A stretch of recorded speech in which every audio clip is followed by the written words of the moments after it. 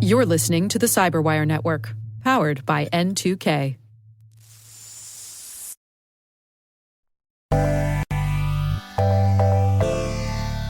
Hi, CyberWire listeners. This is Luke Vanderlinden, host of the Retail and Hospitality ISAC podcast. We're very excited to announce that our show is joining the CyberWire Podcast Network. Join me every second and fourth Wednesday for chats with members of the InfoSec community to discuss the latest challenges, opportunities, and best practices unique to cybersecurity in the retail and hospitality industry. Check it out at thecyberwire.com/RHISAC. That's thecyberwire.com/RHISAC. And be sure to subscribe wherever you get your favorite podcasts.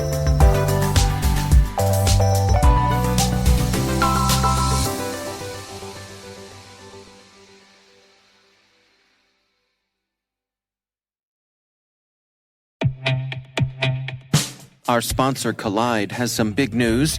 If you're an Okta user, they can get your entire fleet up to 100% compliance. How? If a device isn't compliant, the user can't log into your cloud apps until they fix the problem. It's that simple. Without Collide, IT struggles to solve basic problems, like ensuring everyone's OS and browser are up to date. Unsecure devices log into your company's apps with no problems because there's nothing there to stop them. But Collide works seamlessly with Okta to enforce compliance as part of authentication and complete the zero-trust security puzzle. Visit collide.com/CyberWire Daily to learn more or book a demo. That's KOLIDE.com/CyberWire Daily.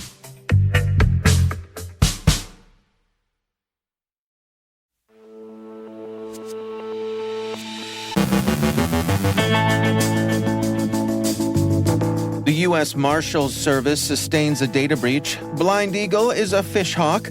Dish continues to work toward recovery. OneNote attachments are used to distribute Qakbot.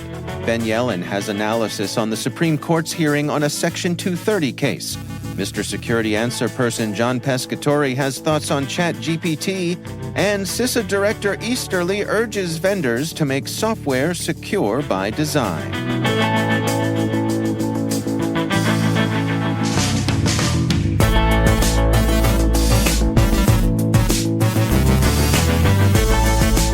From the CyberWire studios at Data Tribe, I'm Dave Bittner with your CyberWire summary for Tuesday, February 28th, 2023.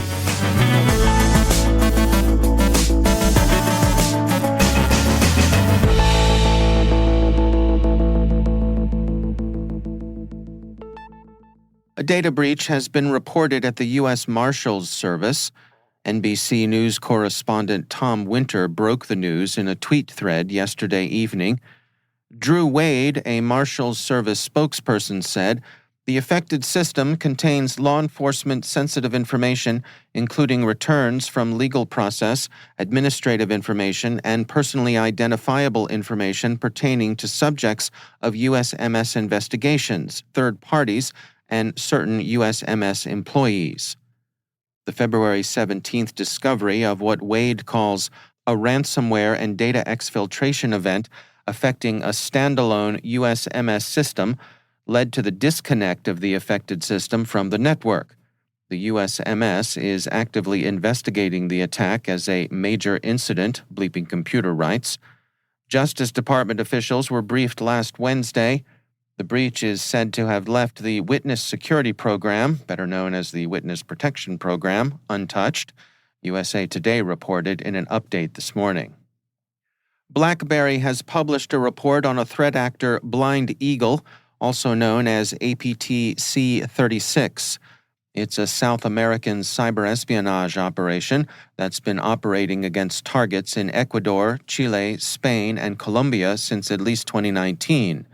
Its most recent activity has been directed primarily at organizations in Colombia, including health, financial, law enforcement, immigration, and an agency in charge of peace negotiation in the country. The come on in Blind Eagle's phishing emails depends upon fear and urgency. Recipients of the email are told they have obligaciones pendientes, that is, outstanding obligations, with some of the communications telling the recipients that their tax payments are 45 days in arrears. The email's phish hooks are usually malicious links. The phishing is conceptually simple. Blind Eagle has persisted with it simply because it works. Dish continues to grapple with what it characterizes as an internal system error. The record notes that no specific information has so far come to light that would support early speculation that the incident arose from a cyber attack. TechCrunch has been in touch with the company, who said that Dish TV, Sling TV, and wireless service were all back up. Investigation and remediation are in progress. A spokesman said, however, some of our corporate communication systems, customer care functions, and websites were affected. Our teams are working hard to restore affected systems as quickly as possible and are making steady progress. Dish's website this morning was still displaying the notice it's had up since the weekend. We are experiencing a system issue that our teams are working hard to resolve. Armor Blocks describes a phishing campaign that's using OneNote file attachments to distribute the Qakbot banking Trojan. The phishing emails purport to come from a trusted vendor and ask the recipient to open a OneNote attachment that appears to be an invoice. Armor Blocks says, upon opening the email, victims are presented with a simple-bodied email designed to look like a follow-up to a previous discussion. As victims read this language-based email, they are prompted to open the attachment to review the details of the order, to which it seems has already been completed. The file will then execute VB script code, which will result in the installation of Qakbot. The Spycast podcast has an interview with the Washington Post's Shane Harris, who encapsulates how conventional wisdom about Russia's hybrid war went astray. He said, "At the outset, I believed that what we were looking at was probably a pretty swift Russian victory. They would come in, they would decapitate the central government in Kyiv in the first 72 hours, and it would be bloody, and it would be violent, but that Russia would prevail because they were deemed to have the superior military in terms of technology experience numbers. Turns out, all those things were spectacularly wrong." The same goes for cyberspace. Check out Spycast on the CyberWire network and hear more about the conduct and prospects of Russia's war. CISA Director Jen Easterly spoke yesterday at Carnegie Mellon University and outlined steps she urged vendors to take in order to introduce more inherent security into their products. One of her conclusions was that the burden of security shouldn't fall on the consumer. Since she was speaking at a university, she framed the issues in ways that might suggest ways in which advanced students might shape their studies and research to contribute. In particular, she offered 4 questions that are worthy of more general consideration. First, she asked, could you move university coursework to memory-safe languages? As an industry, we need to start containing and eventually rolling back the prevalence of C and C++ in key systems and putting a real emphasis on safety. Second, could you weave security through all computer software coursework? Third, how can you help the open source community? And finally, could you find a way to help all developers and all business leaders make the switch? So, memory-safe coding is a technical, practical, and business issue. It will take a push across all those areas to make software safer and more secure.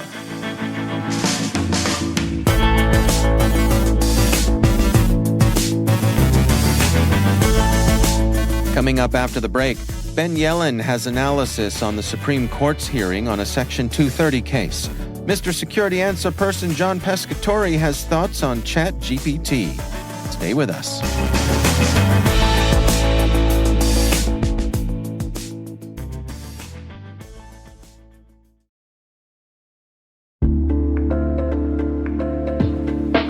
Are you laser-focused on protecting the data inside your company's network? What about the executive and employee data outside your network? Like exposed personal information that's just out there on the surface web, waiting for a bad actor to use it to launch a highly personalized phishing scheme that brings down your network. Specifically designed for the enterprise, Delete Me for Business makes it simple to implement and scale a proactive privacy protection program at your company. Delete Me continuously finds and removes personal data from online sources. Why risk your employees' personal data being used against your company? Delete it today with Delete Me.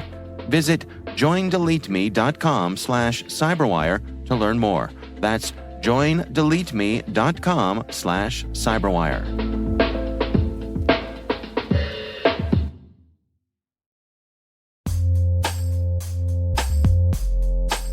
Free and open source security software for Windows is limited. However, CrowdSec has made the move to change that. With a simple installation, your Windows servers will be secure against brute force attacks, HTTP attacks against IIS, attacks against Exchange, network scans that attempt to get past the Windows firewall, and even detection against SQL servers. You also share your signals with a large community of real users. When you detect and block a rogue IP, this information is shared across the network, and this data is then curated and fed to an extremely actionable cyber threat intelligence that can aid you in making more informed decisions. Test it out now at crowdsec.net.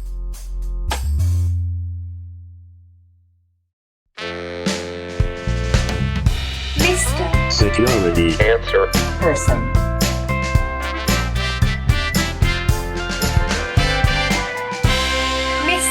Security Answer Person. Hi, I'm John Pescatore, Mr. Security Answer Person. Our question for today's episode: you spent a lot of time as a Gartner analyst. If you were doing a Gartner cybersecurity hype cycle today, where would you put the OpenAI Chat GPT chatbot that is getting so much press? Well, that's a timely question. I actually just used the Chat GPT chatbot via the New York Times to write my wife a romantic Valentine's Day card in the style of a pirate. She was not impressed. Next year I will go back to buying her roses. Okay, let me do some splaining first. Unless you've been totally off the grid, you've probably heard some level of hype about OpenAI and ChatGPT. If not, Google it for detailed information, but it is essentially an example of what is called generative AI. Here's the one-line explanation that consulting firm McKinsey published for corporate executives. Generative AI describes the algorithms, such as ChatGPT, that can be used to create new content, including audio, code, images, text, simulations, and videos. One more short definition for those not familiar with Gartner hype cycles, which Gartner started in 1995, and one of the more fun Gartner research notes I did over my 14 years there. A Gartner hype cycle tracks and predicts technology issues from inception, or trigger point, to peak of overinflated expectations, into the trough of disillusionment, then up the slope of enlightenment, and for some, but not all, to reach the plateau of productivity. In August 2022, the Gartner Emerging Technologies hype cycle had generative AI at that initial trigger point. Over the years, AI has mostly been trapped in the trough of disillusionment, but ChatGPT actually passed the Turing test, fooling human readers into thinking they were chatting with another human. The public release of a website last November demonstrating the technology in various ways has led to an explosion of hype. From a cybersecurity perspective, there are two major things to think about. One, how it will be used against us, but also, two, how can we use it against the bad guys? First, a telling point to internalize. The workflow of AI is always, 1, human experts enter constraints and requirements. 2, AI lines of code, mostly written by humans, creates a bunch of stuff. And then 3, humans evaluate and select the useful stuff. Already, you can see how ChatGPT can be used to make it much easier to craft more real-sounding phishing messages and even simple malicious executables. This is much the way cloud computing made it easier for bad guys to launch distributed denial-of-service attacks. But cloud-based DDoS also made it easier to block DDoS. And in that case, generative AI is going to follow that same trend because in the hands of skilled cybersecurity folks, it will be useful for faster generation of IOCs that are more than just glorified signatures, and also more useful tools for recognizing phishing text and malware created by generative AI. Imagine if on the good guys' side, software development and pipeline platforms used generative AI to make sure all code did not contain any of the OWASP top code or API vulnerabilities before allowing check-in of that software. That would be some real movement up the slope of enlightenment. So to finally directly answer your question, today I put generative AI use by bad guys at the peak of overinflated expectations, and its use by good guys just starting off from the trigger point. As in chess, the bad guys have the white pieces and usually get to go first. But the first mover in chess does not always win. It is really only a slight advantage, and difference in skills between players is the more accurate determinant of who will most likely win. The bottom line? Like all technology, generative AI can be a force multiplier when skilled experts put it to use, or it can simply be a noise generator when unskilled users are at the controls. Use the hype over Chat GPT to make sure your management understands the need for machine language understanding and skills in your security staff. Also, update your security awareness materials to users to emphasize that caution in clicking should be based on the consequences of the action, not just the believability of the email. My prediction is that even as fast as things seem to be moving, in February 2024, we will probably not be using generative AI to send our significant others Valentine's Day messages, or they will not be our significant others in 2025. Mr. Security Answer Person. Thanks for listening. I'm John Pescatore, Mr. Security Answer Person. Mr. Security Answer Person. Mr. Security Answer Person with John Pescatore airs the last Tuesday of each month right here on the CyberWire. Send your questions for Mr. Security Answer Person to questions@thecyberwire.com.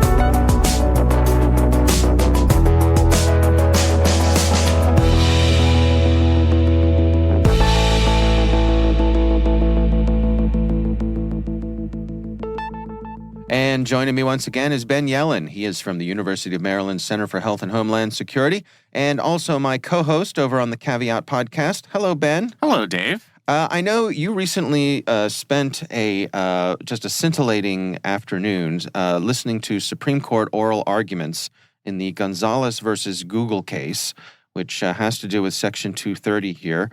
Before we jump into what the Supreme Court had to say, just a quick overview. What is at stake here, Ben? So there are actually two cases here, Gonzalez and Tomnev versus Twitter. Mm-hmm.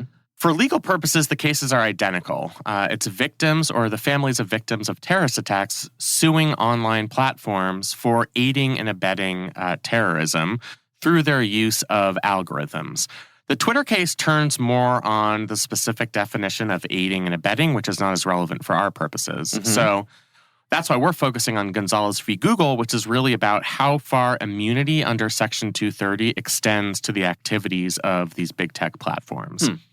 So the allegation on behalf of Gonzalez's family, Gonzalez was a young lady who was killed in the 2015 terrorist attacks in Paris, is that YouTube and its parent company Google bear some responsibility for these acts of terrorism because of their algorithm that recommends videos. So when you search ISIS videos on YouTube and you watch one of them, YouTube will actively recommend, at least this is the allegation, the next video based on what you've already watched. And in that respect, they are aiding and abetting terrorists. Mm-hmm. Now, Section 230 provides immunity to these companies for third-party content posted on the website.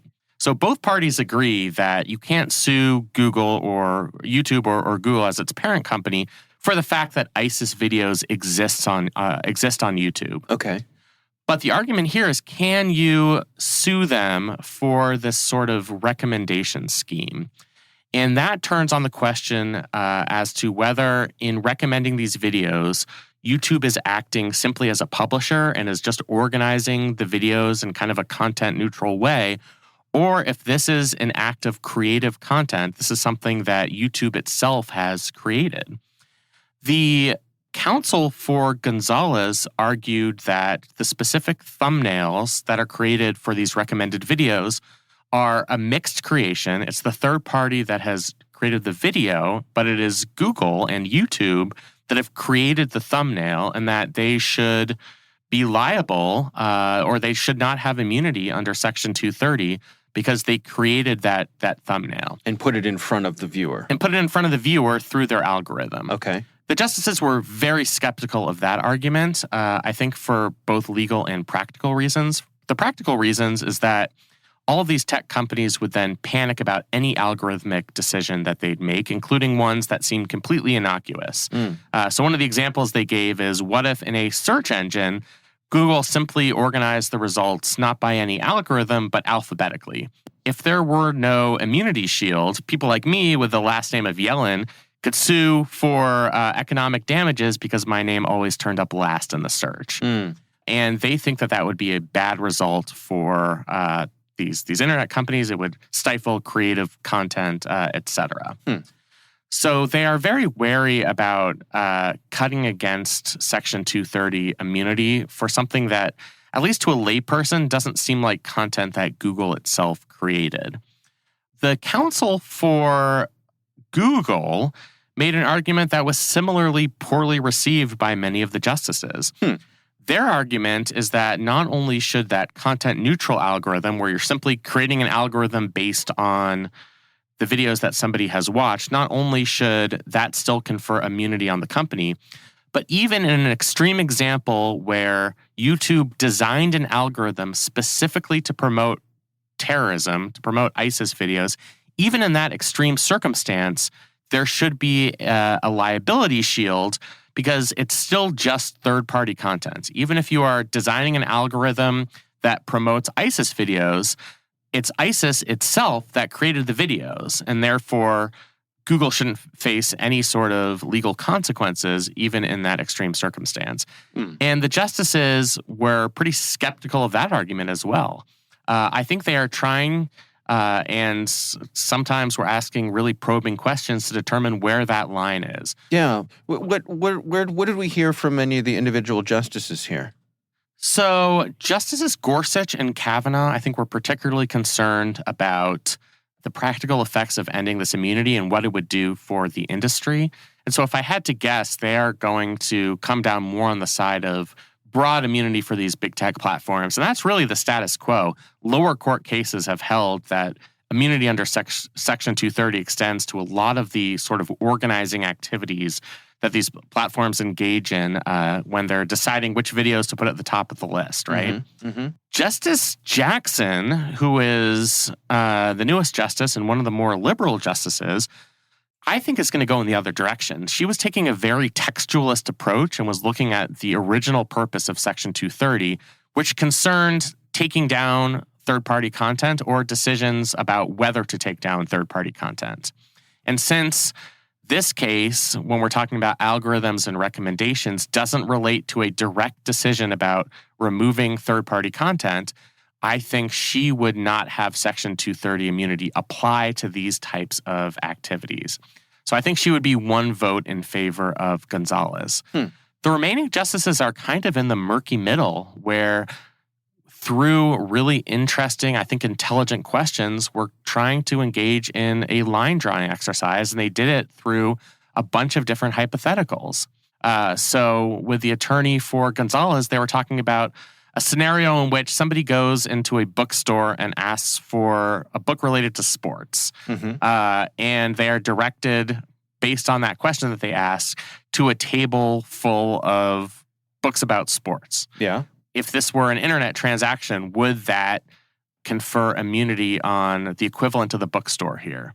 And this really goes back to some of the original algorithms we saw in the 90s, like with Amazon. You bought this, will you like that? And so I think justices were skeptical of not extending immunity to those very basic publishing functions of, here's something we think you want to see, not based on our own ideological desire of what we want you to see, but based on what you have previously searched for. But there are kind of a parade of hypotheticals on the other side, too. The main one, which I already discussed, is what if Google created an algorithm that specifically promoted terrorism? Justice Sotomayor came up with, I think, a really good hypothetical that was very difficult for the attorneys to answer. What if there was a dating site that created a discriminatory algorithm so they wouldn't match black users with white users, for example.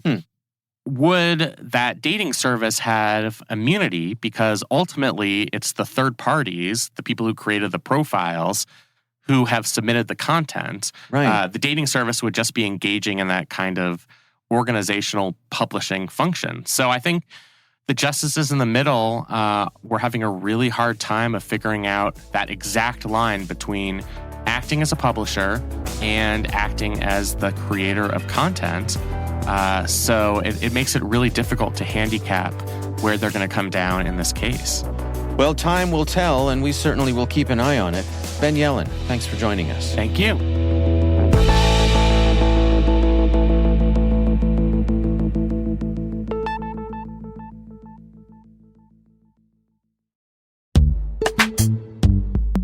And now, a word from our sponsor, SpyCloud, the cybercrime analytics leader. SpyCloud disrupts cybercrime by telling you what criminals know about your business and your customers, so you can take action to prevent ransomware, account takeover, and online fraud. SpyCloud constantly recaptures and analyzes new data from the criminal underground, including credentials, cookies, and PII siphoned from malware-infected devices. With knowledge of the specific data criminals have in hand from InfoStealer malware on managed and unmanaged devices, security teams can respond with a more efficient and effective process called post-infection remediation. Get SpyCloud's post-infection remediation guide outlining the 7 steps for preventing a malware infection from becoming a full-blown ransomware incident. Visit spycloud.com/cyberwire. That's spycloud.com/cyberwire. And we thank SpyCloud for sponsoring our show.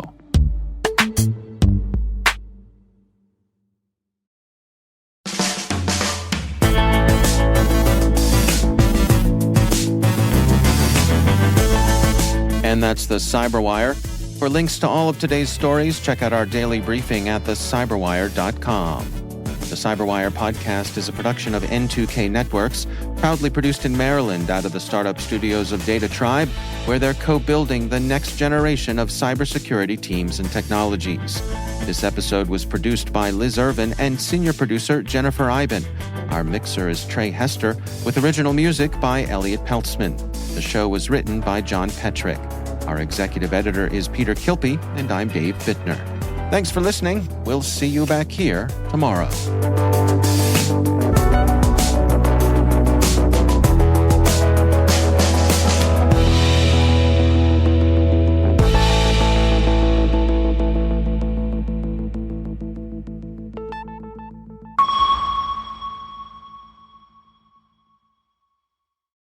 This episode is made possible in part by RSA Conference, where the world talks security. Through global events and year-round content, RSAC connects you to cybersecurity leaders and cutting-edge ideas for a safer, more secure future.